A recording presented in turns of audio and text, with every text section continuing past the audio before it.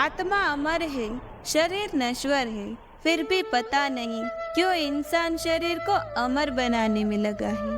तो चलिए एक प्यारी सी कहानी सुनाती हूँ। एक नगर में एक धनी व्यक्ति रहता था। हर तरह से संपन्न और सुखी जीवन था उसका। ईश्वर की कृपा से कोई कमी नहीं थी। उस व्यक्ति की 4 पत्नियां थीं। उन चारों पत्नियों से वो सबसे ज्यादा प्रेम चौथी पत्नी से करता था। उस पत्नी को वो कीमती कीमती उपहार ला कर देता, उसे हमेशा सज संवार के रखता। वो व्यक्ति उस पत्नी के साथ खूब समय व्यतीत करता, उस पर खूब धन खर्च करता। वो अपनी तीसरी पत्नी से भी प्रेम करता था। तीसरी पत्नी उसके गर्व का विषय थी। जब तीसरी पत्नी उसके साथ होती तो बहुत ही सम्मानित महसूस करता था, परंतु उसे सदैव भय बना रहता कि तीसरी पत्नी उसे छोड़कर ना चली जाए। वो अपनी दूसरी पत्नी से भी प्रेम करता था। उसकी दूसरी पत्नी बहुत ही समझदार थी।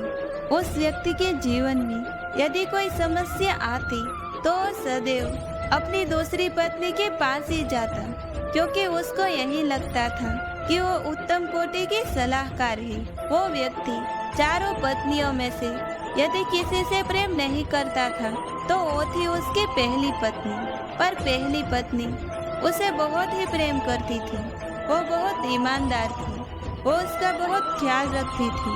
हर अच्छे काम के लिए उसे प्रोत्साहित करती और हर बुरे काम के लिए उसे रोकती थी।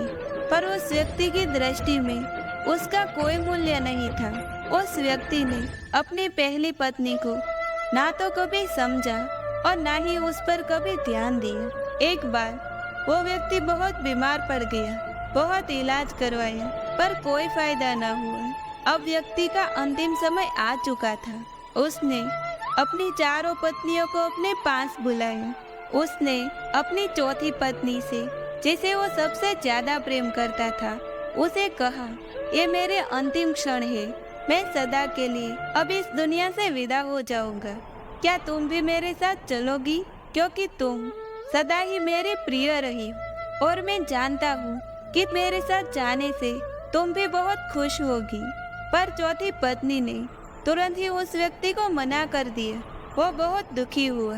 अब उसने तीसरी पत्नी को अपने पास बुलाया और यही प्रश्न किया, मैं इस दुनिया से जा रहा हूँ, क्या तुम मेरे साथ चलोगी? तीसरी पत्नी ने तुरंत ही उत्तर दिया, नहीं, आपके जाने के बाद मैं किसी और की हो जाऊंगी, किसी और से विवाह कर लूंगी। उस व्यक्ति का हृदय दुख से भर गया। अब उसने अपनी दूसरी पत्नी से पूछा, क्या मेरी मृत्यु के बाद तुम मेरे साथ चलोगी?